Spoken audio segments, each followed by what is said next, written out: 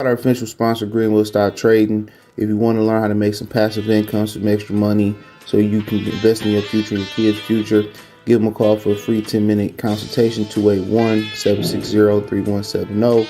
Go get to the bag. All right, man. Let's talk about last night. Shakur Stevenson, Fundora upset. I didn't catch the Fundora fight live, but I watched it in the morning before they took it down. So I got opportunity to see it. So you got to catch it early in the morning or they remove it. Also talk a little bit about Shakur Stevenson and Devin Haney. I have a video the next coming days going into detail on that. Appreciate everybody that's watching it.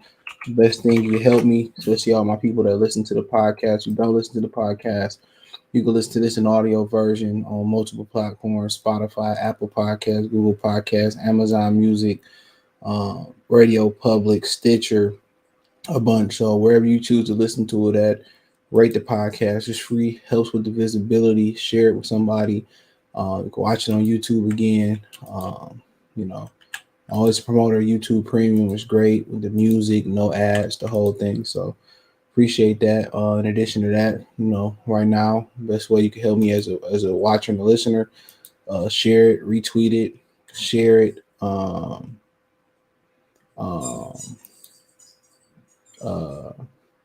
Thumbs up the video, subscribe on YouTube, Goodfella TV. Shout out to everybody on Twitch watching as well too.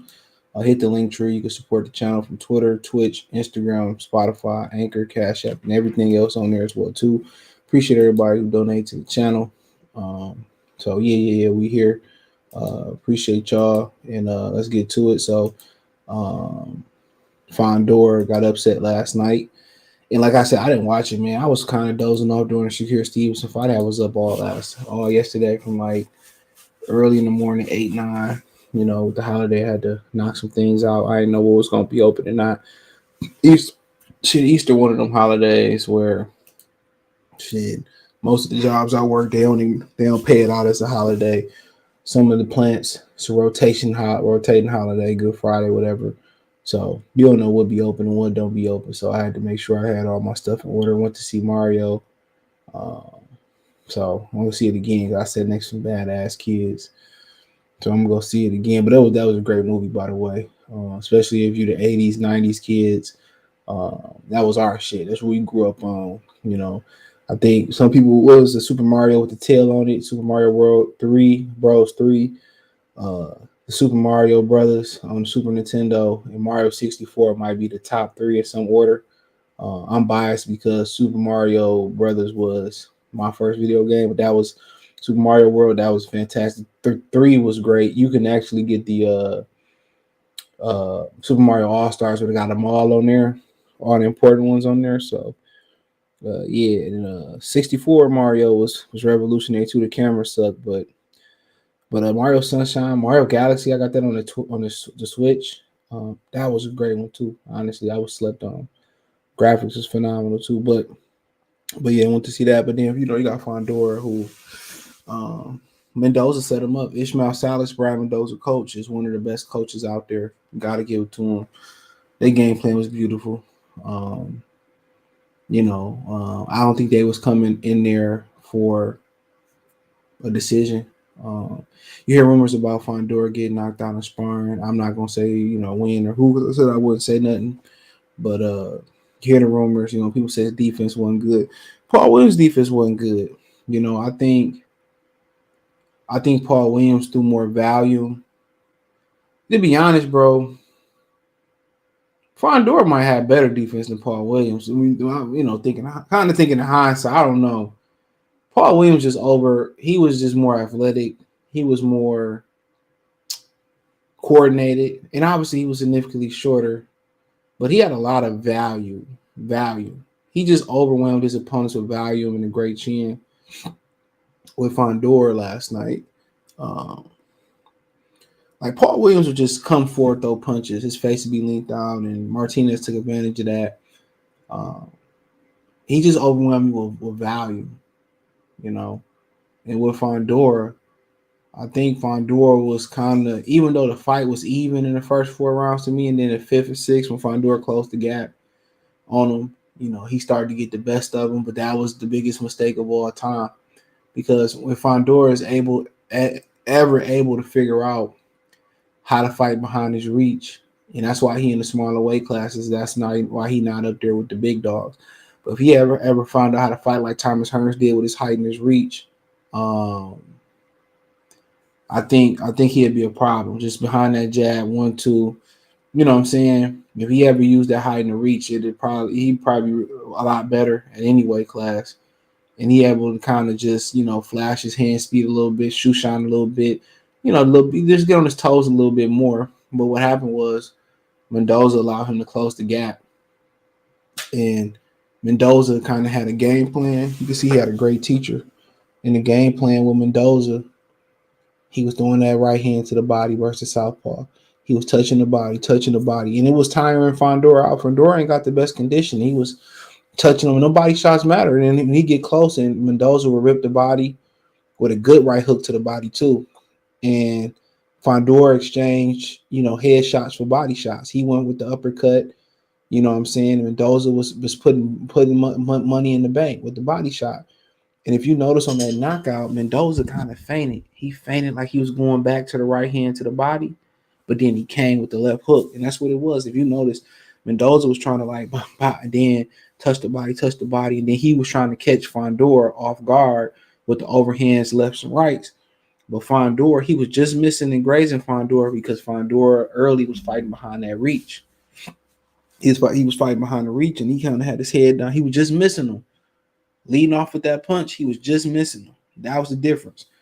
Fundora gave distance. Fundora was safe, and he was safe by this much. A lot of them overhand lefts and rights, they grazed him on the top of his head. He was just missing them.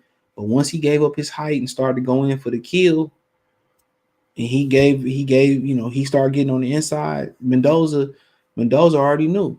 So when Mendoza got him to take a step or two on the inside, and he seen the opportunity, guess what Mendoza did? Mendoza said, whoop, whoop. That's exactly what he did.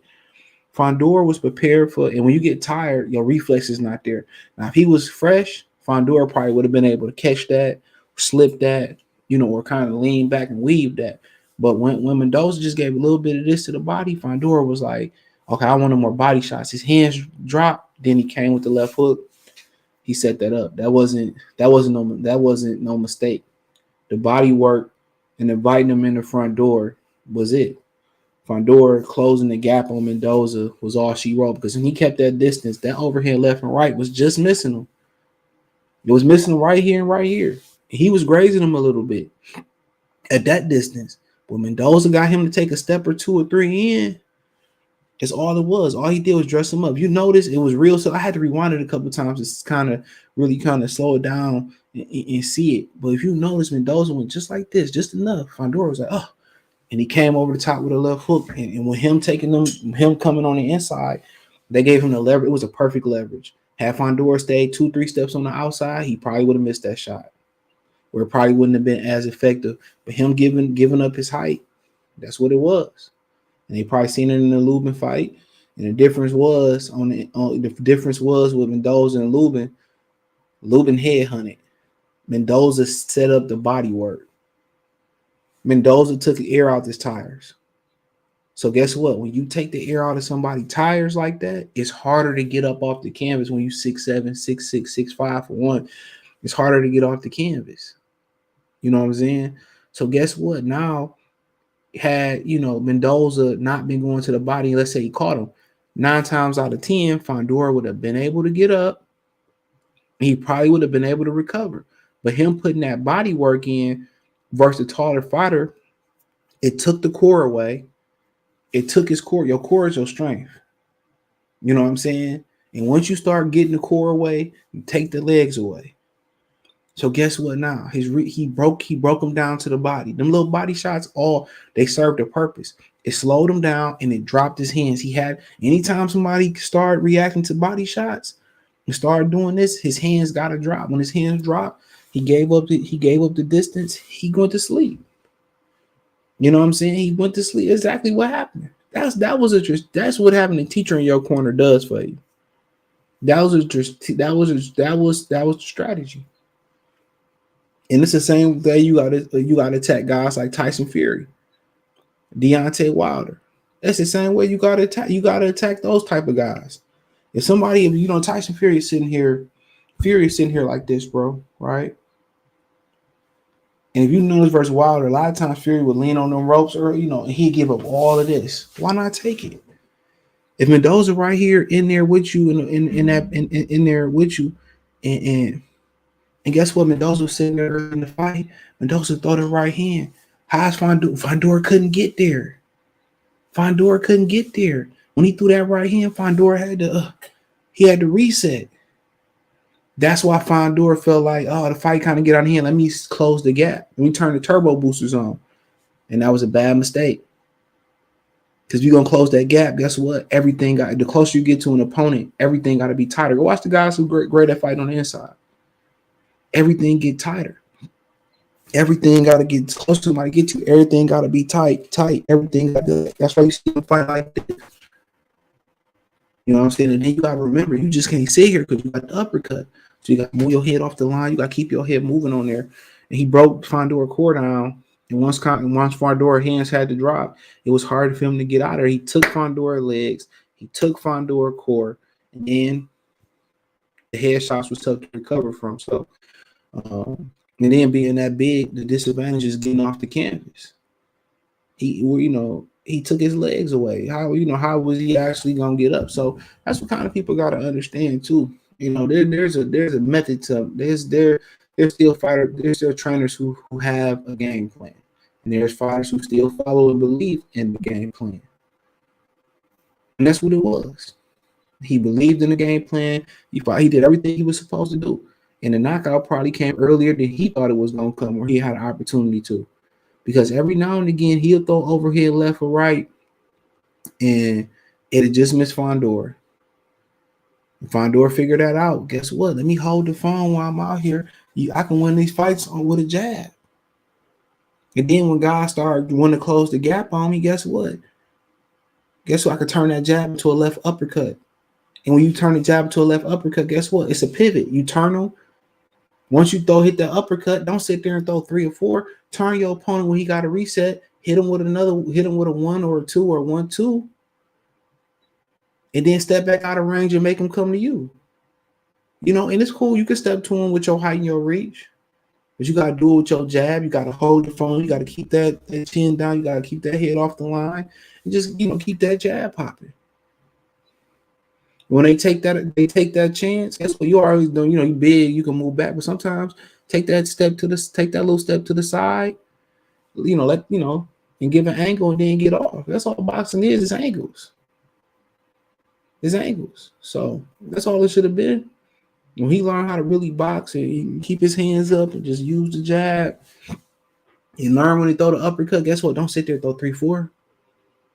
No matter how effective you feel it is, you throw the uppercut, turn him, then get off 1, 2, 3 again.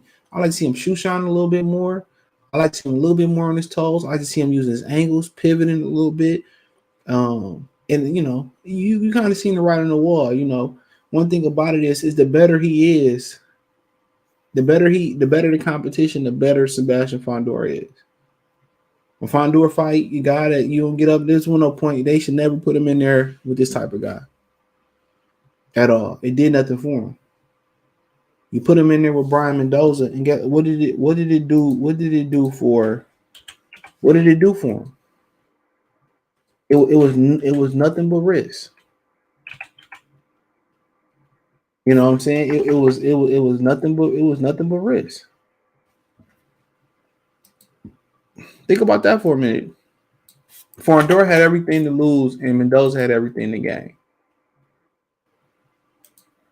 That's exactly what it was. And people saying that he quit, dude. Did you see that shot, man, in live? And when Showtime gave that ringside angle on Instagram, did you see that was a real shot, bro? Mendoza, that was a real left hook, bro. That was a real left hook, dude. That put a lot of dudes up out of there. Especially when you talking about Mendoza, broke down his body. And how you kind of hurting somebody to the body, even though if they don't show them, when them hands start dropping. You see them elbows start snatching back to the liver and snatching to the ribs. What up, Chris? Yeah, he slumped him. And if you really watch that fight early, like when he was giving them distance and using his height, he was just missing that overhand left and right. He was just missing it. So it wasn't no surprise to me when he fell, even though I knew the outcome by why, when he fell in, it was a matter of time. His best defense is his height and his reach. And when he figured that out, even when he finishing guys, he shouldn't be on the inside. He throwing uppercuts recklessly. I mean, look at this picture right here. Look at this. Man, fucking hands is down. Once again, look at this one. Look where this backhand is at. There's no sense of defensive responsibility, bro. Because he's so tall, you don't think you can get hit. Look, where is right hand at? Look at that hand is at, bro. Even on the inside. Look where his hands is at, bro. You got a bigger target than Mendoza. Look on the inside. Look where his backhand is at. His right hand is at. Why is it down there? Keep your hand up. Especially if you're not going to move your head.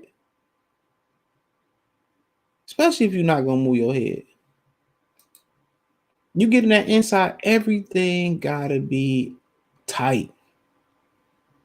Chin got to be down. You got to keep your head off the line. Elbows got to be in there. Everything got to be tight. Chuck, what's going on? J Cash, salute. Johnson, salute. He said the orthodox left hook is a good weapon versus defensive and responsible, inexperienced tall fighter who gives up his advantages. Yup. Right hook with right overhand right would be good. Was good too for him. That could have landed too. I don't know what type of power he got in his right hand, but yeah, he was just missing that shot off the top too. Real boxing fans know this wasn't an upset. These kids give up natural advantages. Paul Williams was the same way. Throwing in the trash with Lubin, Stanos, Hurd, and Banana, J Rock, Lions only. I can't say that, bro. I mean, Mildred Taylor still came back and won a world title.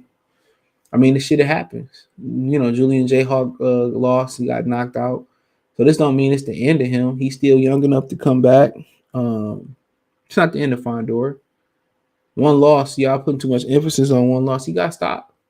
Mendoza might go on to be the cream of the crop at 100 and he might go on to be the cream of the crop at 154 pounds. You just never know. Make sure you hit the thumbs up button. You just never know these things. It happens. One loss or a knockout loss don't make or break you, bro. He can come back from this. It's not the worst loss in the world. Amir Khan got knocked out by Breedis Prescott, and he still made a comeback in his career. So don't let these boxing fans fool you. He's still young enough to come back. Now if he was in one of those like hellacious, them old no air conditioning outside fights, and it was just a slobber knocker, and it was just a war of attrition. He was taking a lot of punishment. Then I would be concerned. I would be concerned. But it wasn't. It was one good shot, and he got one good shot. And if he look and he pick his hands up and he look at where he went wrong at, um, if he look where he went wrong at, I think that it's correctable.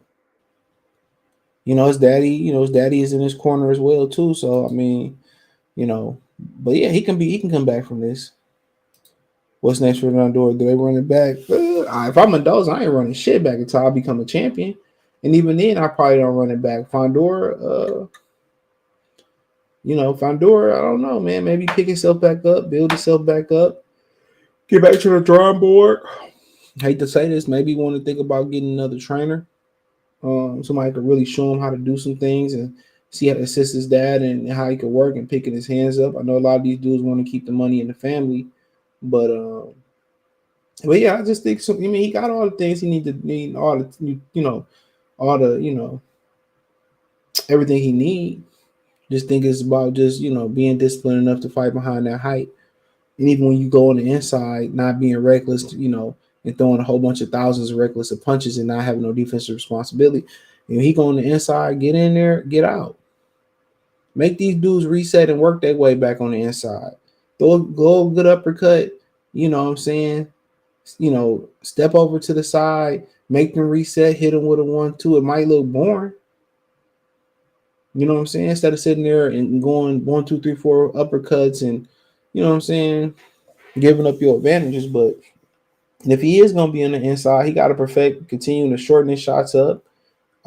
He gotta, get everything tight, get his guard tight.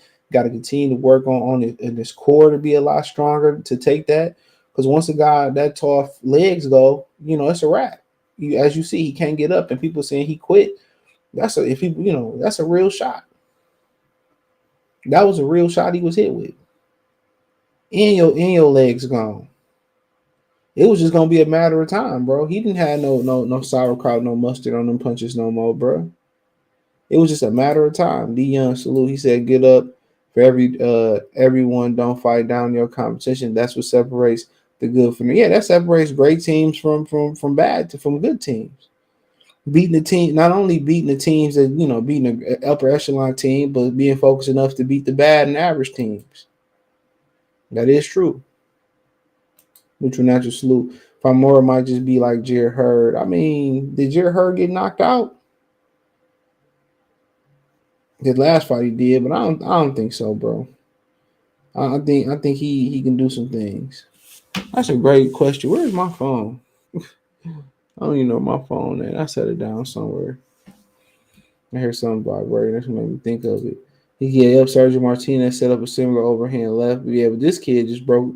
He broke him to the body. It was like a feint. Yeah. Martinez feinted with his too, I believe. Fundora punch resistance might not be there no more.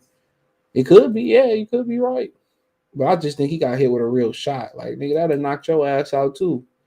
You got hit with a real shot. So I don't think it got shit to do with punch resistance. He got hit with a real shot. Charles Austin Harrison. He may be gunshot. He young though, bro. And I just say, I heard this ain't the first time this happened. So Honduras still in good shape, but Harrison, Herb, Banana, J. or Lubin. I can't say that about Lubin just yet. I think he coming back pretty soon. So we gotta see. Judges robbed Charlo because he kept talking. Man, I ain't trying to hear that. That nigga lost. How about that? And he had a few fight on his resume that he should have lost. Prior to that, guys like Demetrius Hopkins could have made a case he beat Vladimir Rozhin. It was beat. People thought he beat him. Some people thought the Gabriel Rosado fight was close. I mean, you go on and on. He had a lot of close fights throughout his career. Jamel is the king, best 54. He's definitely not the best 154 pound ever. I don't even think he close, bro. I don't think he could fuck with Terry Norris, to be honest. I could be wrong. If he could take, Terry Norris, Terry, if Terry Norris could take a shot, that'd be a good fight. It's a lot of great 154 pounds. I mean, you're talking about Thomas Hearns was 154 pounds. Felix Trinidad, Oscar De La Hoya. These just guys that I can think of, kind of modern history. So it's a lot of great 154 pounders. Could he even beat Erislan Delora at the peak of his powers? Could he beat Demetrius Andrade at 54? So there's still questions out there. He's a great champion, but the best ever is a stretch. You know, but never know. Might be. I don't think he top five neither. To be honest, you know what I'm saying. Just seeing the guys he struggled with, John Jackson and those type of guys. I don't see him being the top five ever, and that's my opinion. That's just my opinion. And I don't know how long the division been around. I mean, yeah, you had guys like Winky Wright, Mike McCullum. You know what I'm saying? Like, yeah, can he beat Winky Wright or Mike McCullum? I don't think he can beat Mike McCullum.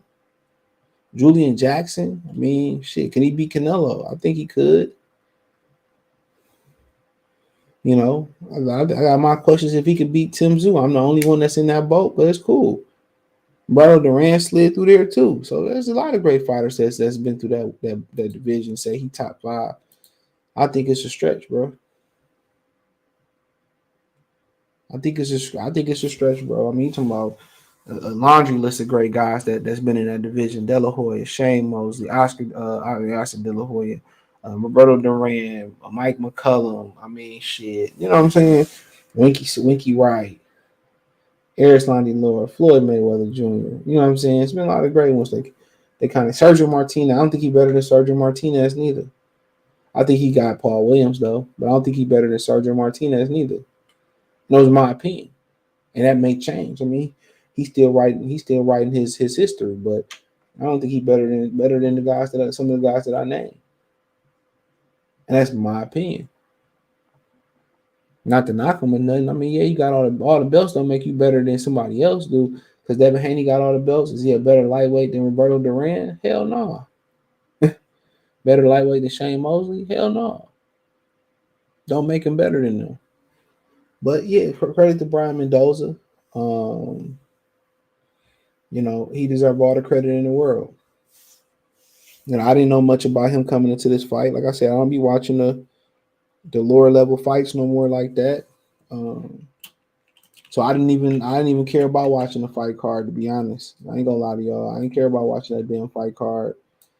I didn't know much about Mendoza. Like I said, I don't even like shit. I just don't be really caring no more about some of that small shit boxing going on. But he did knock out Jason Rosario. Maybe I did see that. He lost to Jesus Alejandro Ramos would just be Joey Spencer. So that just tell you kind of what level Ramos might be on too. Ramos really good.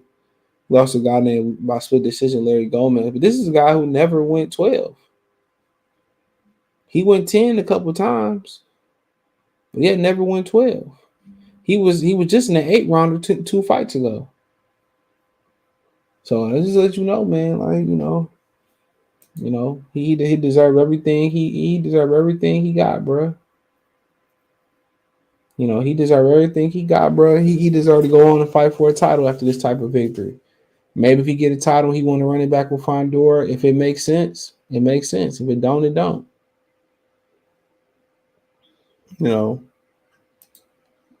He said Shakur should fight Tank before he fight Haney. I mean, we're gonna talk about that. I think he arguably.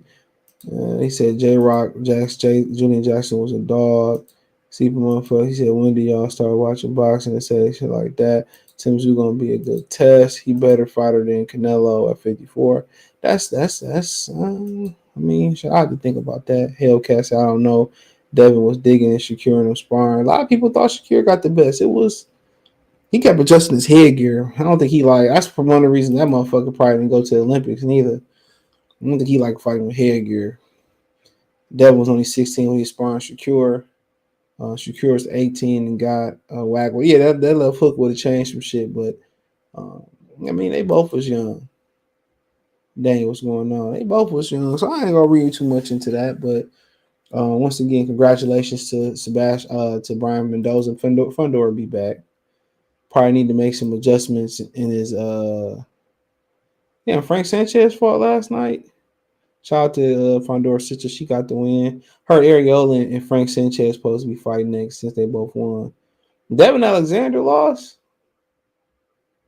He talked all that shit on social media and lost. Motherfucker need to retire, bro. Stay retired. But nonetheless, let's move on. Let's talk about what everybody want to talk about.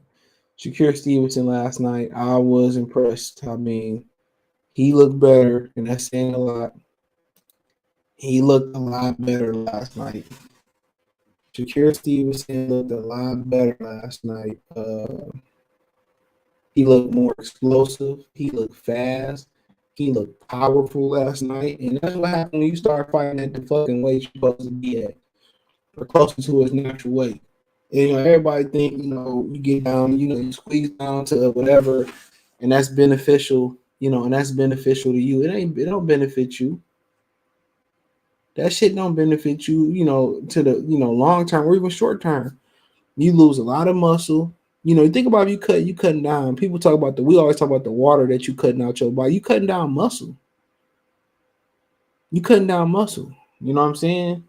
You cutting down your protein intake, all that shit. So you're not even people say, well, he put on 20, 30, 40 pounds the next day, whatever it is. That don't necessarily benefit you, bro. I keep telling people that. It'll help you absorb some punishment, but you ain't gonna be as active as live as possible. I know I got an opponent that pack on a bunch of weight, like Lomachenko got coming up, that allegedly pack on a bunch of weight after the weigh-in, bro. My game plan is gonna be going to the body and taking his legs from him. That's gonna be my number one game plan, is to take the air out the tires. He already sluggish. He can't move. He can't move how he is. He not gonna be as powerful. So how can you take protein out the body? How can you take that amount of protein and muscle out the body and water out the body and be close to 100% of you in 24 hours or less? It just doesn't happen, bro. It doesn't happen. So of course now he's fighting at a weight that he's natural. Let me know if you want to come on, Kobe. He fighting a weight that he's natural at, and now you starting to see what he really can do. How now he punching with power. Now he punching with even better accuracy. Now he got speed. Now he got legs. He got, and he was sick too. So he might not even been 100% last night. So now he looks like a live, energetic young man that he should. And all these dudes sit here and risk their lives with these fucking weight cuts to get some belts to pad their resume for the Hall of Fame. And I understand that's important. But it's also important that you be able to, walk your dog and, play with your grandkids and play with your kids and still have a presence of mind. And a lot of these guys' tomatoes being brand ain't just because the amount of punishment that they take inside the ring and inside the gym. It's the weight cut. The weight cut is a deadly thing. It ages the body horribly. It ages the body horribly. So it ain't, to me, I would tell somebody it's not working. Fuck that title. He probably should have been in 135 pounds off rip. And his opponent said, well, you can't got no power. You know what I'm saying? You ain't got no power. And at this level, and you put any motherfucker in some eights, you gotta respect it. You gotta respect it. That's a baseball bat in a motherfucking lawn bag. One of them black lawn bags you put leaves in.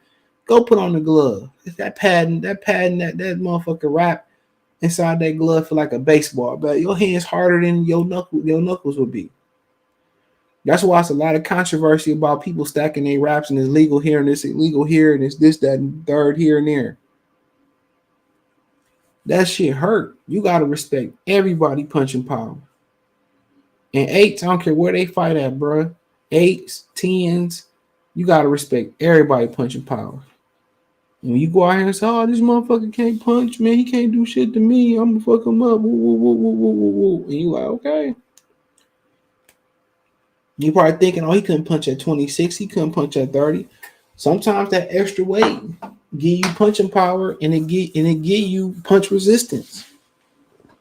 Sometimes you cut down that too much weight, you can't take the punch or you can't give a punch like you really, your full potential is. And last night, what you saw was a live body. He been dead his last few fights. He ain't looked that explosive in a long time. You seen a live body. You seen a live body last night. And what I seen, even though could be versus inferior competition, um, and I don't know how inferior it could have been. Man, I wouldn't get in the ring with that motherfucker, dude. I wouldn't get in the ring with him. You out your rabbit ass mind. I wouldn't get in the ring with that dude, bro. That motherfucker a problem. Dog a problem. Ain't nobody beat. He might be the best boxer going right now, bro. I knew he had the footwork, the IQ, the trainer, all of that. But the thing that I didn't see was the athletic attributes. He was kind of like he was kind of sneaky explosive. Last night, what you seen was he I don't think it was a lightweight in the world that was beating him last night. No matter where, if he was in that type of condition, he was clicking on all cylinders, and now he's gonna be able to grow into that weight. And um, the question is,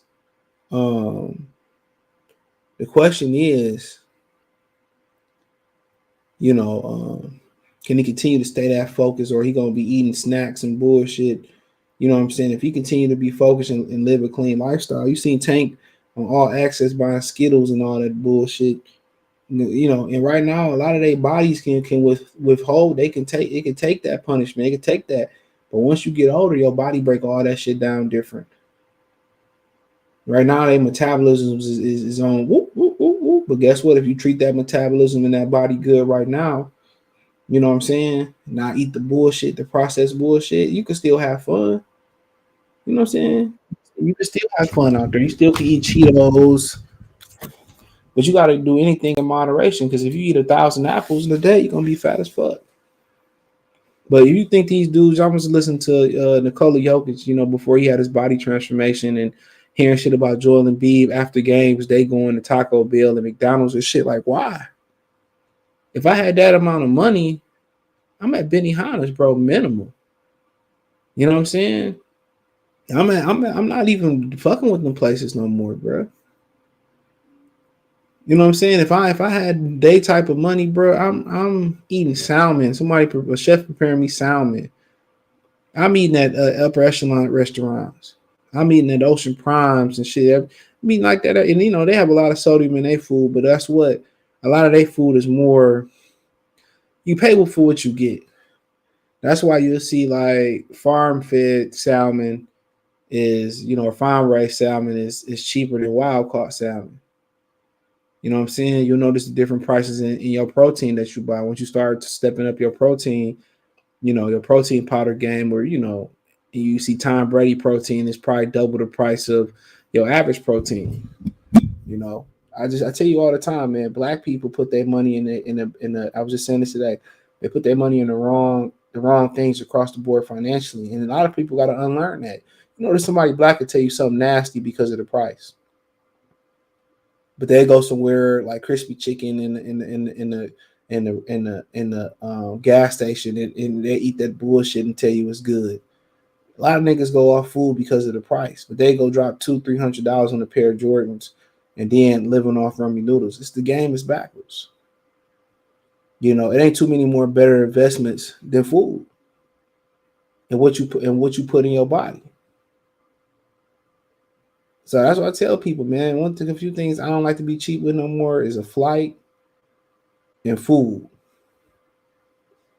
Once you learn, all this, all these, soy products in your food and what it's doing to your body and your sexual drive, your testosterone, it kills you. A lot of this shit raises your estrogen levels and all that. So why not go somewhere where you spending money and you enjoying yourself, but also you're rewarding your body as well too. So for him, hopefully he on that track. Well, yeah, it's time and place for everything. It's okay to have a steak every now and again, but if you eat red meat every day, it take a long time to break that down in your system. You know what I'm saying? You gotta have a balance. Even when you ain't in the gym, you can't be eating out every day. That's just something to think about. But if he can continue to just take care of his body and grow into the weight the right way, ain't nothing that he can't do. What I seen last night, can't nobody beat him but itself. Can't nobody beat him but itself. And it's as simple as that. Can't nobody beat Shakur Stevenson but Shakur Stevenson. And if you beat Shakur Stevenson, you beat him. But you know, everybody got bad nights. But boy, he was clicking last night. Everything was clicking. He said he hadn't been as focused as he hadn't been that focused, and I think he said in a long time or ever. EC was driving everybody yesterday. He fought a mid opponent. I don't know. He knocked out Nakatani when Teofimo Lopez and Lomachenko couldn't. I mean, you got to give him that. This kid, I think he just might have been that much better than him, bro. He might be. I think what you seen last night, the skill level, the IQ, the distance, the athleticism. I was just impressed with his athleticism last night. I was impressed with his athleticism yesterday, bro. What's going on, Kobe? What's happening, bro? Yeah, nigga, he was on mute, bro. Yeah, I left my shit on mute. I had dropped some shit, so I had to clean up the shit real quick. He said, "But hold on, let me go. You can go talk. I'm about to go find my phone." Where you left off at? Let's talk about Shakur Stevenson. Talk about Shakur Stevenson. Oh, yeah, Shakur, he just looked really sharp last night, man. Sorry, I was a little parched, but Shakur, he looked really sharp last night. I'm not even gonna lie, like it's a testament to him and him growing into the weight class. I interviewed him yesterday, and Shakur said himself that that whole thing about him not having power, him not being able to carry the power or carry any power up. Tank's famous line is how you gonna hit somebody when you can't punch? It kind of showed that he was really hurting this guy.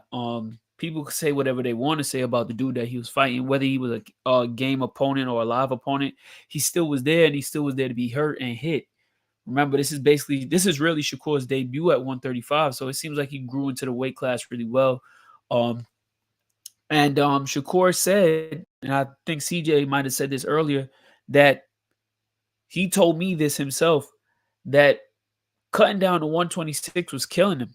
And you could see in his frame, in this picture right here, his frame is really not a frame to be holding 126.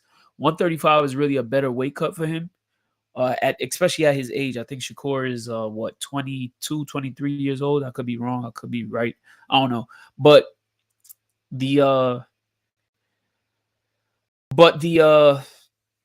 I'm reading this comment by Hellcat. He said, I'm not trying to get blocked from the channel, but Devin will get at Shakur. Don't sleep. Man, that's your opinion. That don't matter. But yeah, it seemed like the weight, him moving up in weight, it was the best thing for him to do at the time. And it just seems like he's really adjusting to the weight gain. Man, Shakur is really boy, Shakur is really a phenomenal talent when you watch and look at his work in the ring. It just seems like it's A+. Like, I don't know, man. Like him, Tank, him and Dev. These are all matchups that they're just pick 'em matchups. Like, but it's not out of the realm of possibility, and it's not far-fetched to say that Shakur beats both of those guys, beats anybody else coming up. Remember, Keyshawn Davis is a 35. It's not far-fetched to say that he dominates him or to say that he whoops on Frank Martin. And I just realized Frank Martin, if y'all didn't know, oh, thanks, Kofi. Shakur's 25. I just realized, did y'all know that, Kofi, did you know that Frank Martin is 30? Did y'all know that? Frank Martin is 30 years old? I didn't know Frank Martin was 30. What kind of 30-year-old is a prospect? When did he learn how to box? When he started boxing at 21? Because I didn't realize that he was that old. If he's that old, then he need to get a move on it. He older than Tank. But yeah, shout out to yeah, bro, Hellcat. Frank Martin, like 30 years old. How the hell you 30 years old? You a prospect? Hold on, I'm about to look this up right now because this is a goddamn atrocity if he is. Don't let me go out here spreading false rumors and false information. Yo, CJ. Yeah. We just trying to figure this out. Frank Martin, the boxer, right? Mm-hmm. Frank Martin, like 30 years old, ain't he? Is he? He probably 20. I thought he was like 26. I could be wrong. Let me see. And he closer to 30 than he is 24. He's 28. That nigga 30. He 28 and he a prospect? Yeah, he started boxing late. What, at 20? Started in 2017. So what's that? 5 years ago? Okay, so he gets a pass. Yeah, because he knocked down Virgil Ortiz in the amateurs. He was a late bloomer. Okay, all right. Because I'm like, what the hell? When I found Somebody that out said last night. somebody said he was an old man. He was an old man fighting Virgil Ortiz. Y'all said that shit about Lomachenko. Yeah, because Lomachenko definitely, according to Tank, remember what he said on Breakfast Club? He old. He said, "I'm more impressed with Stevenson than Haney." What I think most people are. CJ, yesterday when I interviewed Shakur, he said exactly what you had said earlier. When I asked him about the rumors and the myth, not the rumors, but the stigma that goes along with him that he can't crack an egg and that he don't got no power, he said, "Yo, bro, it was killing me to make 126." You can see it. He seemed like he real happy at that weight, like, and I'm not gonna lie, watching his performance yesterday, bro. Like, I was impressed with watching him at 26, watching him at 30, but like this dude at 35, like, I ain't gonna lie, like, and I said it when you had stepped away. It ain't out the realm of possibility to say that he washes everybody near and around his weight class. Yeah, I don't see nobody can really beat him, bro. Yeah, like even I like Dev, bro, but I don't think Dev could mess with him. That's a good fight, but I don't think Dev could. That's the fight to be made. And I wouldn't fight him not at 35. I don't think that happens at 35. Yeah, I think Devin Haney need to be more comfortable. I think Devin Haney needs to be more comfortable at the weight. Because to be honest, I'm gonna tell you why. Because Shakur has shown us that at times he's willing to sit there in the pocket. Like he has a knockdown where he has a knockout victory over somebody with a body shot. I've never seen Dev really just sit there in the pocket and he's a long range guy. He's a sharpshooter. That's what Dev do. But he never sat down on none of his punches though. I've never really seen him without him wailing. You know what I'm saying? Like haymaker. Oh, all right, cool. I feel you. He ain't got no leg. He ain't got no legs. I heard he got I heard from somebody that he got a bad knee. Devin Haney? Yeah, I heard that he got a bad knee. Like I can see why, because this motherfucker been struggling to make 135, man. That nigga should have just went up in weight and just, all right, cool, my nigga. Ain't nothing. But I don't blame him though, because ain't nothing there at 40, really. There's something there, but there ain't really nothing there. Yo, bro, at the end of the day, man, like, you want to keep sacrificing your body for this shit because, hey, there's a potentiality he can lose to Lomachenko, very low one. Yes, but everybody act like that reality. Everybody Lomachenko had that he gonna bulldoze Lomachenko with what power? I don't see that. I haven't seen that power yet. I don't know, this is wild, crazy to me, but we talking about a 2-time back-to-back Olympic gold medalist and a motherfucker that's won multiple world championships and Chris different level at different and Chris CJ just said it. When you taking all that nutrients out of your muscles and then you sitting here rehydrating, you're not even giving yourself 48 hours to really replenish and get your energy back. All this dude got to know how to do is just touch your body just a little bit. And that's he knows how to do all that shit. Y'all be disrespecting Lomachenko. Yo, bro, the reason why Lomachenko lost to Tio is because he had a fucking shoulder injury. And everybody fucking knew it, but they want to say, I think it was more the Jermaine Ortiz fight, but I just looked at being too quick turnaround coming from war. Let's keep it a buck. That Jermaine Ortiz fight, he didn't look too good. But hey, he lost. I thought the turnaround was too quick from war. I thought he lost. And I don't think he was. And when you say the war, what was he bucking guns? I don't think he was. Anytime you anytime you in the war zone, you can die. Like, bro, that's enough. Man, that nigga was working in the kitchen. Fuck out of here. Man, don't even matter. It don't matter. Man, look, it don't matter where you was working at. You got a possibility that somebody can kick in the door. I doubt you. I ain't see him over there, bro. Anytime you got you in the war, you close to a war, you in the war. Like, bro, come on. We close to war every day. Like you can't even sleep. You can't even sleep like you want to sleep because you open your eyes, you might see them pearly gates, bro. We close to war every day. Yo, let me tell you something. Yo, there was a guy from the Ukraine that had won like a baby belt type shit. He died in war for real, for real. Like they knew, like, yo, my nigga, we gotta protect Usyk and we gotta protect fucking Lomachenko. We can't have them in no bullshit. Like the Klitschko brothers, Vitaly. But it don't matter, bro. If you somewhere where you can die at, my nigga, bro. CJ, you can. And then they was having people come over there and giving them like 3 or 4 or 5 bullets, and that's all they had to give, bro. CJ, stop it, bro. Stop. You know he wasn't in them places, bro. What you mean? The whole country under siege? What you mean? Oh my, he wasn't in that goddamn country. Stop it, bro. The whole. What you mean? So you talking about? So you'll be comfortable over in a country that's going to war? Did you hear what I said? I said no matter he wasn't there, bro. He was there, bro. No, he wasn't. Yes, he was. Him and Usyk. This nigga don't respect Lomachenko gangster. He wasn't there. He wasn't. He ran, but he came back. Neither of them was there. Yeah, I said it. I don't care. Yeah, all right, cool. But like I don't believe that, bro. The thing is, I really think Lomachenko is a live dog. I don't know why people think he's a very live dog. Listen, if Lomachenko's an old man, right? Then Terrence Crawford is an old man because aren't they the same age? Yeah. Okay. And we see what Terrence Crawford. They need to stop disrespecting his ass. Okay, stop disrespecting. He had a bad stylistic matchup his last fight. I hope Devin is out here taking it serious because this is gonna be the toughest fight of his career. Yeah, niggas act like this not like he won't lose this fight if he comes through on some sidewind. Lose? He could fuck around and get knocked out. I don't think that, bro. Okay. I think he could, bro. Okay. Anytime you start talking about weight cuts and all that shit, and out, Ramadan, even though he quit Ramadan. Did he? Yeah, he said it's too hard to do. Muslim. He's not McMean, nigga. He's a kafir, nigga. He's a Christian kafir, nigga. Let's keep it a buck.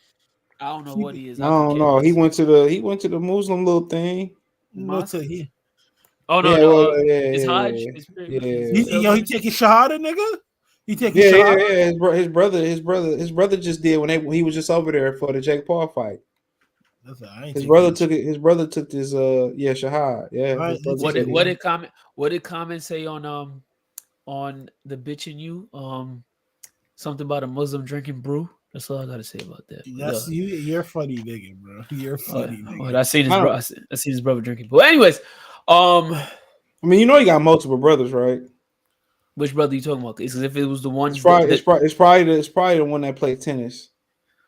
The little one. Oh, I thought you were talking about the older one. If you talking about his brother took his shahad, like, I'm pretty sure his older brothers would have been done that already. His little brother, you know, he got a brother that's really good. Yeah, the one with the long hair. I would assume is his younger brother. I don't know, but I would assume. I'm just assuming. Hey, all religious people is like. I mean, I have no comments on nobody religious. Whatever you say you are, you're it. Man, fantastic. Look how many people went to church today and at the liquor store. I'm leaving that conversation at the liquor alone. store, and hours later, I'm discussing it.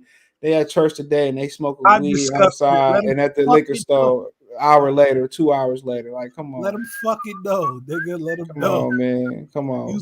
Then you had Then how many people on Easter skipping the line at the buffet and stealing food and walking out? Like, get out of here, man. Oh my man, come on, man. And then put nothing in the collection plate, nothing. How many Christian churches is doing Easter egg hunts? Come on. How many of them dudes doing Easter egg hunts, bro? And no rabbit don't have no damn eggs. Don't produce no. Let me stop. I'm gonna let it go. Yo, you seem like that affected you as a child, bro.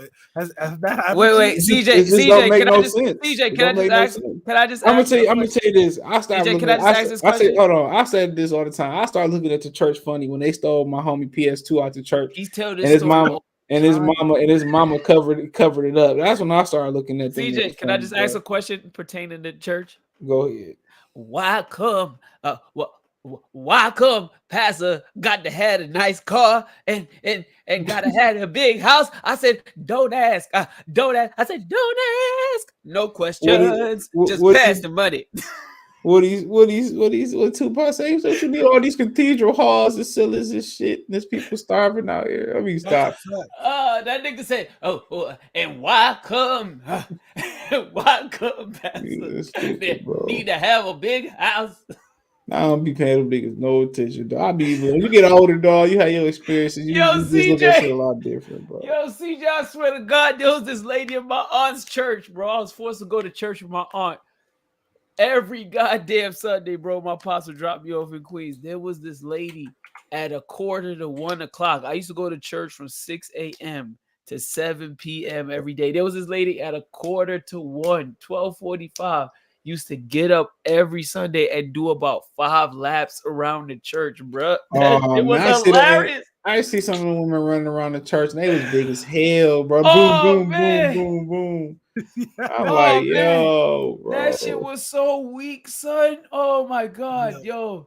Bitches just be big as hell for no reason. Bro. Yo, y'all saw what happened to Izzy? Y'all saw how Izzy did Alex Pereira? Oh, yeah. And then he lose to that guy a couple times. Yo, you see what he did to his son? No, his son did it first. His son did it, but I loved it. I loved it. What did he do? His son. All right, so when he got knocked out the first time in they Brazil, was in kickboxing. So he gets knocked out. His son gets in the ring to celebrate. They about to announce the winner and hold their hand up. You know how they do, CJ. When they announce the winner, they hold him there, whether you get knocked out. The son acts like he gets slumped right in front of Israel Adesanya. So Israel Adesanya. So it's on with the other guy's son, right? Yeah. So Israel Adesanya finds the son in the crowd, points at him, and just drops the same way that his daddy did. That was hilarious. His son had to eat that. Yo, bro, but the thing is, he was in the crowd crying, bro. Yeah, he was. He was the favorite to win that fight too. Adesanya was the favorite going into that fight. Yeah. How the fuck? Vegas, yo, bro, he lost to that nigga twice. It's the algorithms, man. Vegas knew. And mind you, Alex Pereira, bro, was beating up on Izzy. He had that nigga on the back on that cage, and Izzy just caught him with that mean right hand and just fouled up. Hands. He's not a sucker. He's not a punk. He's not a punk. But what's your final thoughts on fucking Tank Davis and fucking Ryan? I got Tank slumping Ryan. I don't know. CJ? When they touch gloves, I'll give my prediction. That means when they in the ring. That means join the Discord if you can. It's $5. I don't think they're gonna fight. Wow. Actually, you know what? I don't want nobody interrupting me. You know what, CJ? I was thinking the same thing. I was watching the All Access, right? And I see Tank training, and Tank is in, he's in this gym, and he got the team around him. He's doing all this work. It looked like when Floyd was training for any one of his 24/7s, right? Or All Access when he went over to Showtime. But then when I look at Ryan Garcia, Joe Goosen is like, wow, captivating. Wow, he hits like a middleweight. Wow, he looks amazing. Wow, I've never seen a generational talent like this. And then I look around at Ryan's surroundings, and he's in his garage. He's just in his garage. He's just in his garage. I don't think he's gonna. CJ might be onto something, guys. He might be onto something. Dead ass on to be dead ass honest with you. That makes sense, though. Frank Martin might get a phone call. And if that happens, niggas is not gonna be fucking with PBC too much longer because niggas. It will be a better fight though. It wouldn't be the first time. It wouldn't be the first time. It wouldn't be the first time that a Tank opponent has fell out and that the replacement is better than the original scheduled opponent. But let me tell you this, though. That's not going to look good on Ryan. And Ryan signed the contract. We all know it's a fucked up contract. It might be Tank pull out that bitch. No. Man, never know. Tank looked like he's eating Skittles and all that bullshit. He was listen. No, wait, hold on. I know for a fact, day of his last fight, Tank asked somebody for 3 bags of Skittles. I accompanied them to go get him. Trust me, he'll make the weight. He gonna make that weight. He looked good, bro. During that public workout, he looked smooth. All I know is if he hit that Nah, nigga, that nigga look chubby. I guess it was the waist trainer. it's the waist trainer, bro. Don't listen to that bald-headed fool, man. I don't know, man. That bald-headed fool. Right. Don't get me talking about that bald-headed fool family because he a walking contradiction. He a walking contradiction. Then he eating a pork sandwich. Then he eating a pork and jelly with sandwich. jelly. Yeah, pork on pork sandwich. Because jelly made out of jelly made out of swine. He gonna be one of them dudes who ain't gonna have a long career eating. He's not. No, he's not. He's not. I don't think so. Tank. I don't think. His diet is just poor. Ryan might get him, bro. I wouldn't be surprised. It's not out the realm of possibility that he gets caught. If Ryan do get him, he gotta jump on him ASAP. I told everybody in Jersey yesterday. They was like, yeah, Ryan, he got a chance. And I was like, yeah, Ryan really don't got a chance. But let me tell you this. I had a whole bunch of Newark natives around me. I said, let me tell y'all this. If Tank lose this fight, he find a way to lose this fight, Tank, and somebody said, he's not allowed back on the East Coast. I was like, damn. I said, look, CJ. I said, damn, you listen to the show? I said, the metropolitan Baltimore area. They said the East Coast. The East Coast, literally. He can't come back here, bro. They say he can't. If he lose to this nigga, come on, he can't. Javante, I know you listen to the show. By the way, I'm a big fan. CJ, I don't know how he feels about you. But if you listen to the show, don't lose that fight, bro. Don't lose it. Tank, I fuck with you in the ring. Outside of the ring, I don't really care for you. This nigga's crazy. No, I'm just kidding. You know what, Chris? I can respect your honesty. Yeah. You're always very transparent. Nah, that nigga's corny to me, dude. But like I say this, Tank inside of that ring, he's the goods, bro. He's the goods.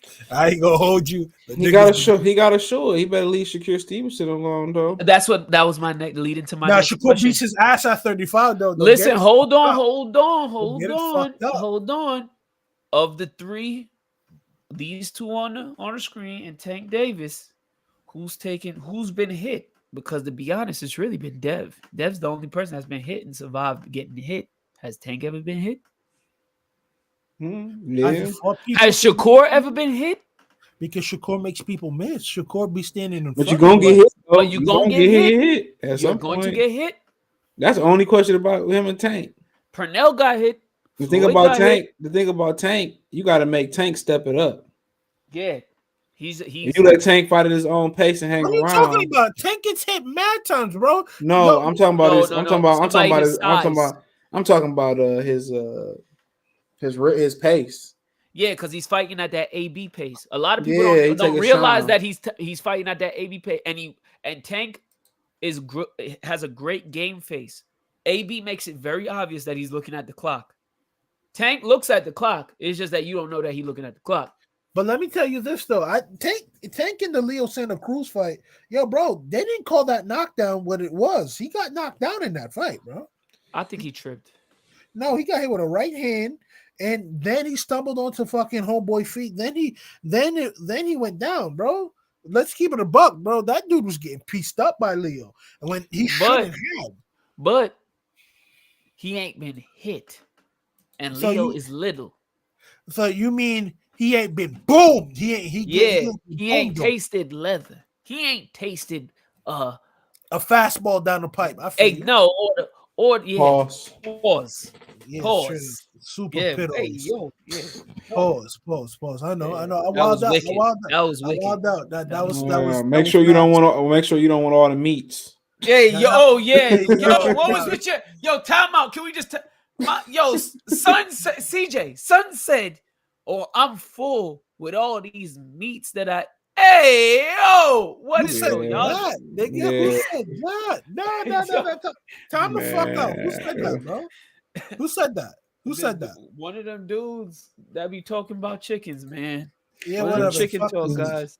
One of the dudes that got Tank on the chicken talk show. Yeah, Tank must like all the meats too. He's very proud that he talk about he drive forklifts. Like that's so hard to do. He said plus Loma slow down. Bro, y'all going off CJ, one fight. Y'all going off one fight with Lomachenko, bro. CJ, you get a diploma for learning how to drive a fucking forklift? The fuck? Yeah, bro, sometimes that's just like the highest level you're ever gonna be in life. It's sad, my nigga. Just leave it alone. Niggas is fucking They punks. said Loma was not there. Loma was not where?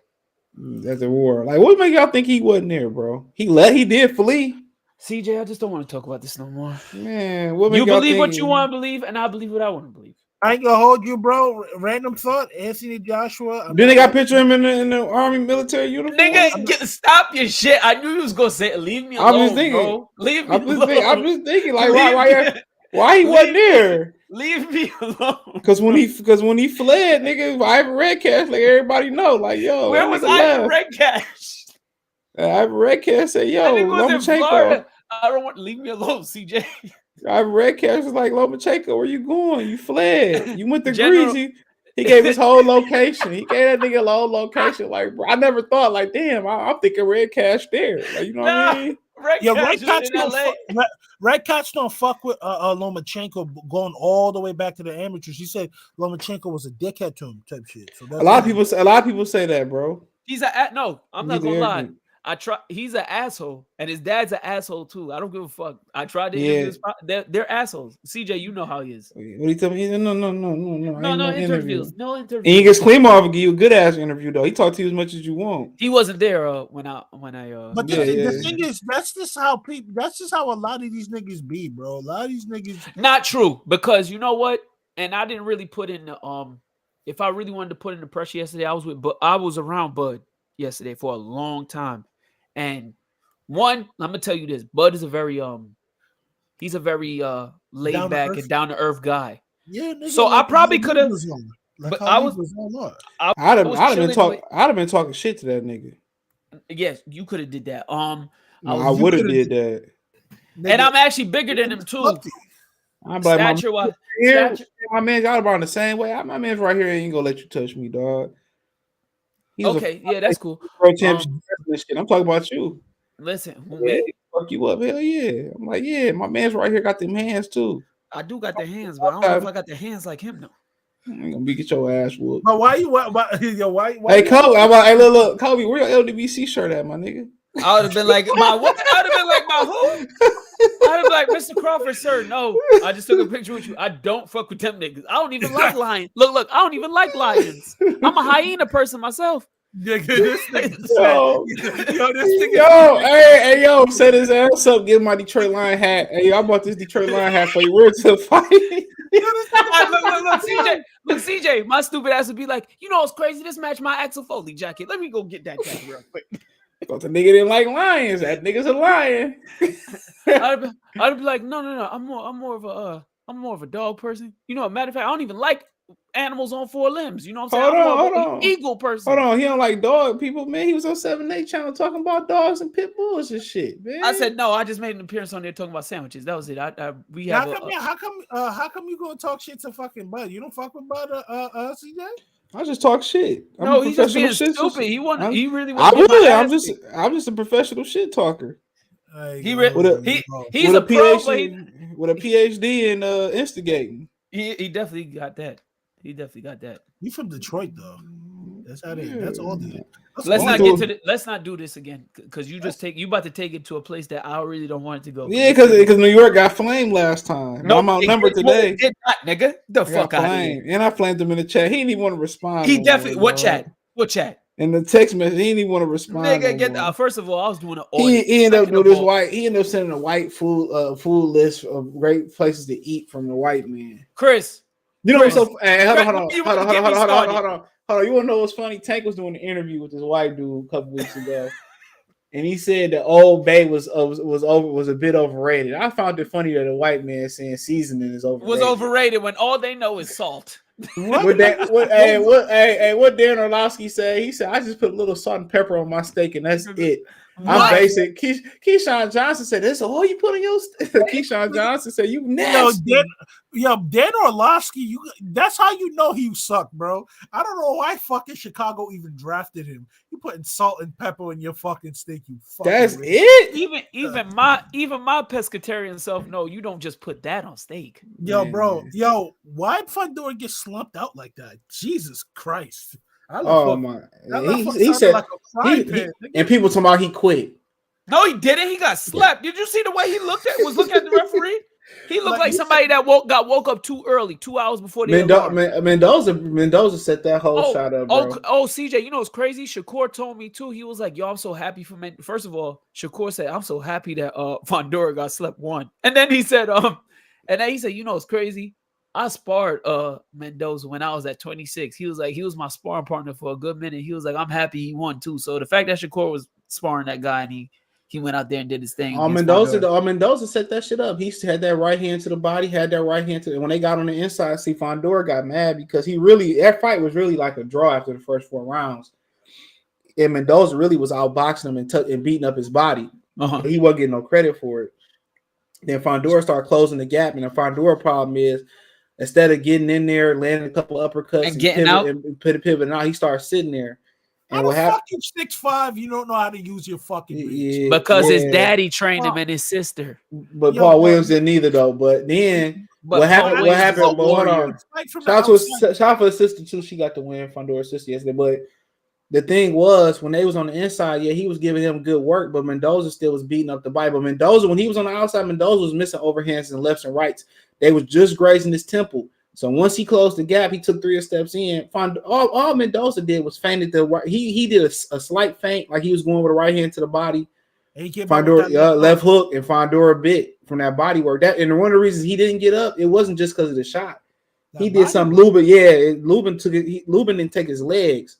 Mendoza broke him down and took his leg. It's hard when you 6'5" to get up from that. So you don't have the legs to get up from that. And you could tell he don't got the legs for that. Yeah, he didn't have the legs for that. Yeah, I'm telling you this though. I think Shake didn't wanted fucking Fundora to lose because he wanted Lubin to actually beat Fundora, bro. Because he fucks. Yeah, I was thinking that. He fucks with Lubin. He beat the shit out of Lubin. Nah, he beat the shit out my head. CJ, you don't remember that show the way I came on here? I was so fucking upset about that. And he had the one glove off and shit like that. But the problem with Lubin, the biggest difference between Lubin and Mendoza had Lubin's blueprint to build off of. Yeah, Lubin didn't stick with the game plan. Remember, Coach Kev was saying like, "Yo, bro, what are you doing?" He should have went to the body. Shoot that nigga, bro. I didn't understand, bro. I don't understand when you get guys like Tyson Fury, Deontay Wilder. I understand Deontay Wilder. Let me just say him. When you get guys like Fury and Fundora who give you their body, why not take it? I mean, it's right there. The difference between Deontay Wilder, you reach to the body, you're going to end up like Luis Ortiz. I understand that. But if I got somebody that tall, why not take the body? What Jahad Tucker told me about an opponent that he was supposed to fight, I said, yo, bro, this dude's 6'2". He said, bro, the taller they are, the better. I'll get to show levels. I work the body, and then, his arms will fall, and I get the knockout. You should have got me that drop. I fuck with that dude. Yeah, probably. I found him last night, bro. Don't worry, I got you next time. He was in the front row last night. Yeah, but they Top Rank did something. But thank you to them for getting me the credentials, though. But shout out to you, Miguel, man, for you doing your thing on Town Biz shit, man. Shout out to you, my nigga. Man, he should be working for Radio Raheem, man. He got an offer from Radio Raheem to meet Dave Chappelle and Kanye West. Are you dead ass though or no? I'm dead ass serious. Why you laughing? He did make an offer, but I'm staying loyal to my guys, man. CJ in town. That's great, man. That's great. Man, you get Dave Chappelle on the show, it'd be worth it. Shit. I'm rich, bitch. Get ready, Raheem, the fucked up footage and give us the good footage. General Pendant, all the interviews on Town Biz Sports and Entertainment. What a nigga would have came up to you like Hammer Radio right here next time you see him. Look here, brother, man. Look here, brother. This is all junk footage. You gave that other nigga the goddamn good for no Dave Chappelle. You're fired. He said, "What's good? What's going on?" Fundora looked like a baby giraffe. I mean, yeah, he broke him down. He broke Fundora down. He looked like Bambi.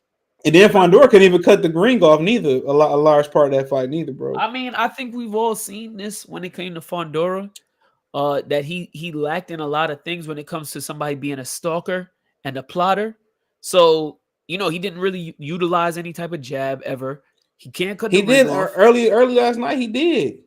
I don't know about last night because I didn't get to watch it. Yeah, he did last night. Mendoza just was boxing. And he was trying to give all the rounds to Fundora. He was the house fighter. Because you know how that is. And wasn't he fighting at the Step Hub? Yeah, man, that should always produce a great fight. I don't And know. It's a he's great Something knockout. about that fucking venue that's produced fucking fights of like that magnitude. yeah, It's no matter fighting what they outside change the name. outdoors. It's fighting outdoors, I I think. don't know, man. That shit was live. But yeah, he broke it. He broke it. That body work was. If he never went to that body, he wouldn't have knocked Fundora out last night.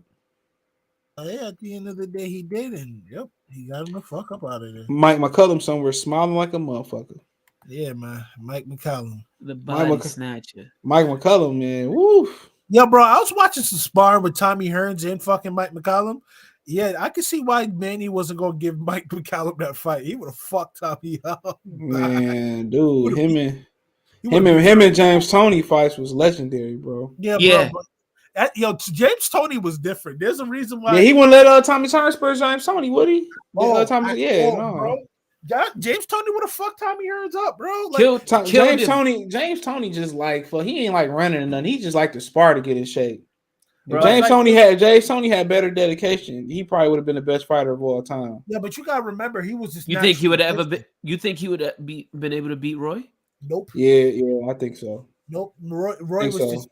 Roy was just. I think so. fast. Maybe not that night, but if he was more Roy dedicated, fast, bro. if he was dedicated, he would have been able to get. Can nobody beat the focused James Tony? How they say if he was ever focused and stopped going to Burger King, nobody beat him. Bro. Yo, Yeah, that dude was. Listen, I love Roy, but Roy would have had a problem. The fact that people compare Canelo Alvarez to James Tony is It's fucking. some-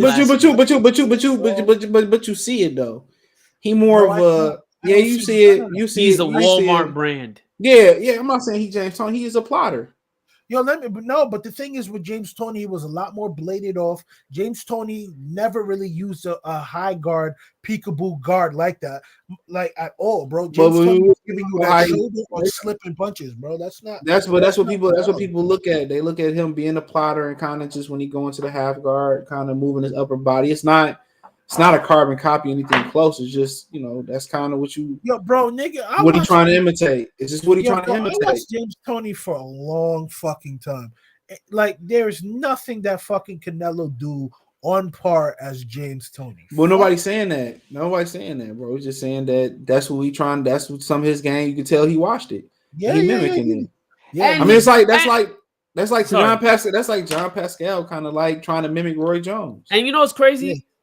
The crazy thing is Canelo does mimic, African American fighters. Of course. Yo, Eddie way he- Renasso mimic him. What you talking about? Yeah, Hey, his let's his keep whole it style.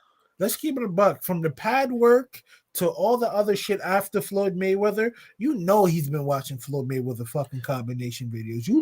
That motherfucker's been implementing shit. Yo, bro, he implemented James Tony shit. You can see it. you don't think Canelo probably doesn't have like a personal relationship with Floyd prior to the Caleb Plant fight and him asking Floyd certain shit?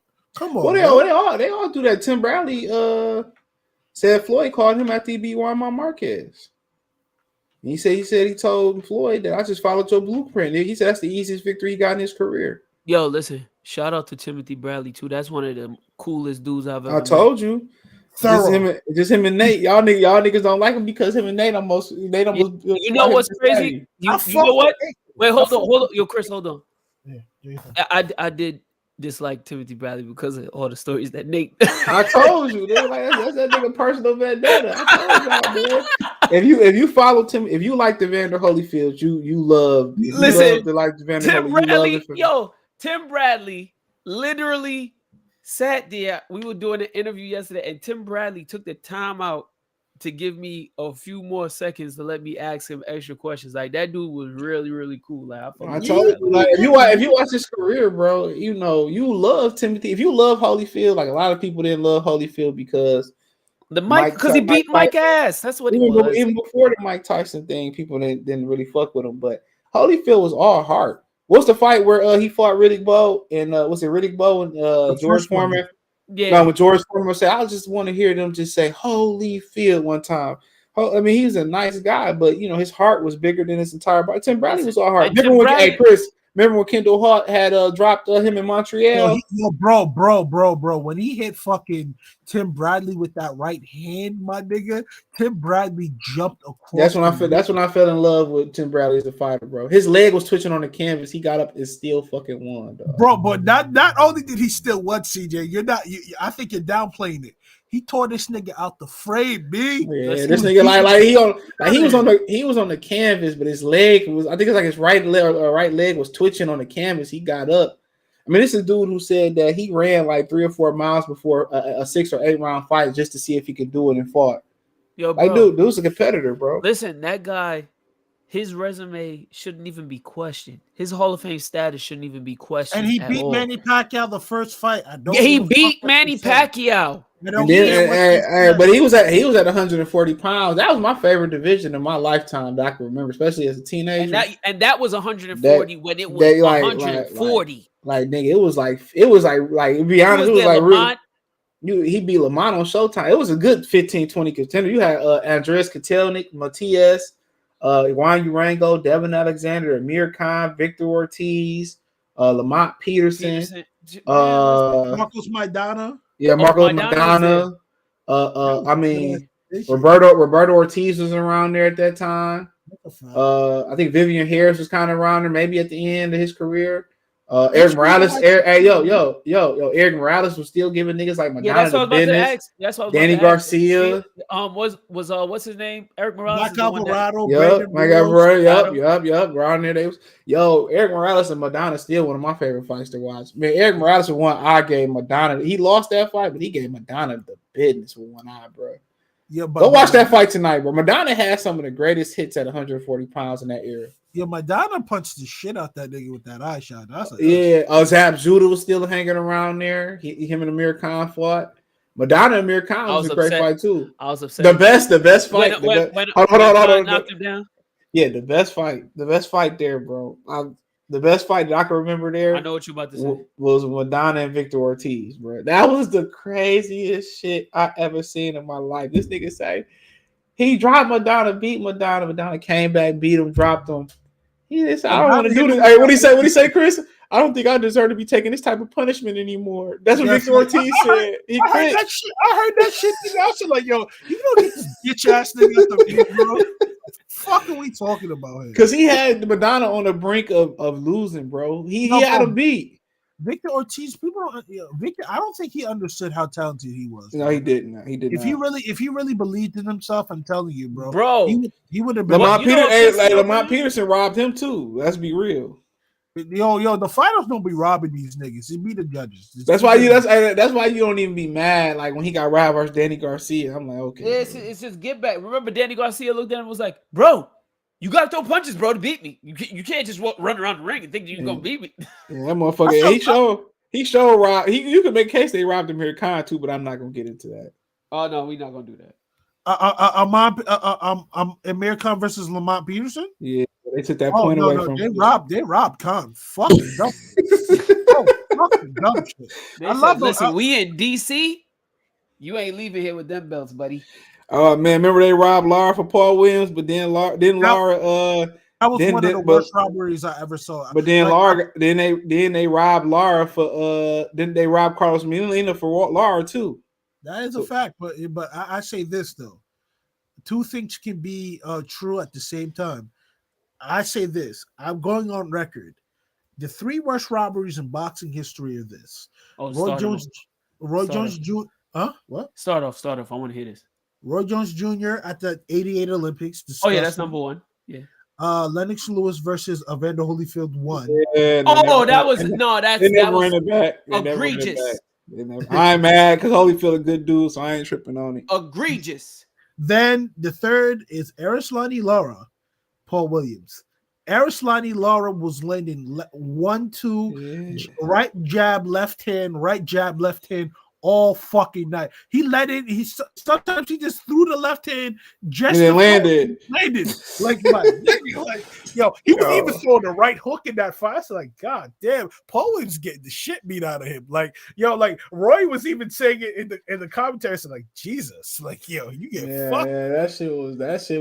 Then he did go on to rob Eric Carlos Molina though. Yeah, He but Carlos did. Molina had an awkward style, man. He had a He very did. World clinches, awkward. He clinch you, grab you, clinch, Wait, time out. punch. Sif Buck said Leonard Hearns too. You can't forget that one. I can't say Leonard He lost. Hearns. He did lose that fight. I can't say that because I really did watch that fight. Outside of those knockdowns, when What? Sugar Ray, you hear me out. Hear me the fuck out, dog. What? Fuck, yo, come on, please let me fucking finish. Sugar Ray was beating on Tommy Hearns. Yo, that fight was even, bro. I don't care what anybody said. If y'all really watched that fight, it was two old men beating the shit out of each other that should have retired afterwards. The only reason why we could say Tommy Hearns won that fight is because of those two knockdowns. Let's keep it a buck. If you watch that fight, it was closer than what it really was, bro. And a draw was a well-needed a result. We just wanted Tommy to get that lick back because we like Tommy. Let's keep it a buck. Stop that. He said I had Laura Molina draw. I mean, a lot of people thought that nigga robbed that nigga, man. Yo, you know what's funny? Jared Hurd said, yo, the hardest I ever got hit was fucking Arislani Lara. He said, like, would you give him a rematch? Bro, I remember. You don't remember that fight? What? You remember that fight, right? What? Hurd versus Lara? Yeah. Yeah. I don't blame him for saying that shit. Nah, bro, because at the end of the day, Lara has gotten a bad name and an unfair shake in boxing, bro.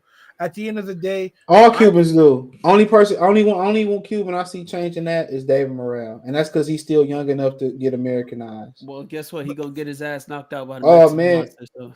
Clarissa Rochelle rematching Hannah Gabriels in Detroit. I don't want to see that, bro. I don't want to see that. Why not? Clarissa gonna bust her ass again, bro. Like a lot of people thought Hannah Gabriels won the first fight. What? Clarissa gonna bust her ass again, bro. Like, yo, you gotta be with a person like that who's that talented, you gotta be her to be. You gotta be on her same level or better than her to beat her, bro. I don't see nobody really fucking with Clarissa Shields, bro. Go to Detroit to cover that fight, Kobe. I'll definitely pull up. Man, I should how real niggas eat. Listen, I don't want sardines and mackerel. Man, niggas don't eat that shit here, dude. No, we don't want no Jack Mac, bro. Yeah, we don't get none of that, man. We eat better than y'all. I keep telling y'all niggas that, man. You gonna get Clarissa Turcos involved. Yeah. Remember? Did you watch that? Like the little all access they did for Andre Darrell and after Abraham. Yeah, y'all ain't see that when he went to that corned beef spot, had that big ass corned beef sandwich. He told his brother, "What you doing? Don't go forget the pickle. Go get the motherfucking pickle." Pause. Get the pickle. He said, "Don't forget your fuck." Like, no, when I show y'all how niggas in Detroit really eat, y'all go see. Like, damn. Man, you ain't never been nowhere in New York. I have, bro. No, you haven't. Food is mid. No, you haven't. No, you have not. The food is mid. No, you haven't. I had a chopped cheese, bro. You ain't never had no chopped cheese. You ain't never had no chopped cheese. Yo, Chris, tell this man he ain't never been to Harlem or Queens and got no chopped cheese. Stop. I've been to Queens. I've been to Queens, bro. I ain't never been to Harlem. Yo, listen. He said he been to Queens. He talking about Flushing. Like what? No, man. I've been walked around Queens, man. You ain't been to no Queens. I was very safe. I was very safe. You ain't been to Hollis Deli. What are you talking about? Man. You ain't never been to 179 Deli. What are you talking, bro? That ain't no trash. Now 179 Deli is fire, nigga. Exactly. Trash. Exactly. Of course, y'all say that. Y'all don't know no better, bro. Yo, I gotta ask you though. Y'all food better than Phillies? Yep. Yeah. I don't know, bro. Yo, let me tell you this though. Like, yo, you think Tony's gonna keep fighting, bro, or should retire, bro? Sound like he financially stable enough to retire. Ooh. Yeah, bro. Because real talk, if Tony do want to keep fighting, the only way is him to go up in weight. And I think Tony, he don't want to. He told me he don't want to. He said Charlo. He said Charlo is the only thing that keep him in boxing. Basically, he need to retire. Bam Rodriguez got his jaw broke. Word? Yeah, like he won still though. Unlike Victor Ortiz. I gotta ask you this though. Why is he so reluctant? Because let's keep it a buck, B. That nigga sports big ass punchers. Nigga sported the fucking Klitschko brothers, bro, and held his own. The nigga can punch, my nigga. Like, why would he go up to 60? Because he go up to 60, that power gonna come back, my nigga. Oh, you know, old boy lost last night too. Oh, The dude that had the other belts, that Marjan Makadamadev dude, he got MJ upset lost? Yeah, he got lost upset to last night. Tabales. Yeah. Tabales was busting his ass. MJ lost? Yeah, he Yeah, lost last night. Yep. Akudali Wow. lost. So you're telling me that Cool Boy Steph could have fought for Undisputed with this guy and sparked him out? Probably bust his ass, yeah. That's why he was ducking. He's trying to wait for that Anuiwa check. I ain't mad at that. Everybody Why do you think why? Because that's what I named him. Anuiwa. That's what this name is on this channel. But I say this. Tank called him out, and who else called him out? Tank and Lomachenko called him out. Lomachenko said Tank said he's gonna be ringside. I'm just thinking, ain't you gonna be in jail? Oh shit. He is going to jail. Yeah, he is. No, he doing house arrest. He gonna be doing house arrest? That nigga really should be in jail for shit he did. He should be in jail. That's some foul shit he did. All right, let me get out. I gotta get ready for work tomorrow. Appreciate y'all for coming on. I took the day off tomorrow. I'm about to chill out. I'm gonna go watch Air tomorrow. That's what I'm man. Oh, Mario was good. I wasn't seeing. I ain't care about no Air, but yeah, Mario was good though. That's because you don't know nothing shit about sneakers. That's why. Man, well, I don't care about. You don't know shit about sneakers or food. Well, I don't care about sneakers, somebody who used to be heavy. For somebody that used to be heavy, you don't know shit about food, huh? Bruh, y'all food trash, bro. Yeah, you just used to 10 mackerel. Y'all shit trash, bro. Jack Mac, this nigga was only great thing about Jack Mac and Dorito eating ass. The only thing about New York is y'all motherfucking spray eating nigga. Y'all cheesecake. That's it. Make a nigga walk a billion blocks for some cheesecake. That's the only thing that's good, bro. Nah, bro, like that's puffy, nigga. Don't put that on us. That nigga, New York nigga. Niggas, yo, Chris. He said that shepherd's pie that them niggas in Chicago be eating is better than our. Yeah, it is. Yo, fuck out of here. Way better than our pizza, bro. Bro, I'm gonna say it like them fools in Juice would have said. Get the fuck out of here, Dunn. No, man. It is better. It is better. Fuck out of here, Duke. Everybody know that's better. Everybody know that's better. Yo, you wildin', B. You wildin', B. Everybody know it's better, bro. It depends on how I feel. But if you had to say which one you would rather have, it's New York pizza. It's Chicago. No, we don't. Chicago pizza is fucking. That's breaded casserole, nigga. Exactly. Y'all shit is pure dairy dough crust and sauce. And your shit is crackers and fucking shredded cheese, nigga. That's all it is. A Ritz. Yo, you know funny? Shit is fire, bro. Have you ever ate that pizza though? Have you ever ate Chicago pizza? Yeah, I had Chicago style. I wasn't really impressed by it. I ain't gonna lie. I had Chicago style pizza. That shit when I was younger. Uno Pizzeria. I wasn't. Oh, really that don't count. That don't count. Yeah, Uno. We got Unos here too. They don't count though. But yo, bro, you gotta come get it for real, bro. From the Midwest. I'm gonna keep it a buck with you, bro. And you know how I know New York pizza is the best, bro? There was a pizza place in Detroit that I think Alicia Baumgartner shouted out. You know what they said? You know what type of style of pizza that they made? New York style, nigga. Exactly. She ain't even from Detroit. She fine as hell. She fine as hell, and she look good. She don't like y'all. She don't like them. She winked at me. Stop it. She winked at me. Even the Chicago style pieces sell. I mean, even them type of pizza places sell regular pizza.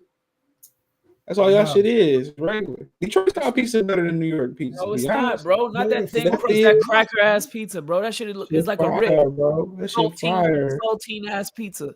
Y'all shit weak. Now when Ninja Turtles was eating that shit on the Secret Ooze and all that shit, now that was some good ass New York pizza. Y'all make shit like that. It was Secret Ooze, nigga. We're talking about a fucking. No, I'm talking about some tomfoolery, nigga. That's talking about a movie. That's when y'all pizza was at y'all peak y'all powers. Y'all cut corners. The pizza been at the peak since the Italians came here, and it ain't never came off the peak. You get the shit right, all right? We started this shit. Y'all ain't started nothing. We made pizza. We made pizza cool. Y'all niggas started making pizza the way that what y'all tell them on what he tell them on Wu-Tang? What he tell them on Wu-Tang? He said, yeah, Queens you niggas making it, but Brooklyn niggas taking it. Bye. What? He said, yeah, that's what Jesus I don't know what they say say about Detroit, but you can't, everything about New York. Yo, y'all hear about that freak Nick? That freak. Hey, Bob, I'm out, bro. I'm not about to be here, and I appreciate y'all. Yo,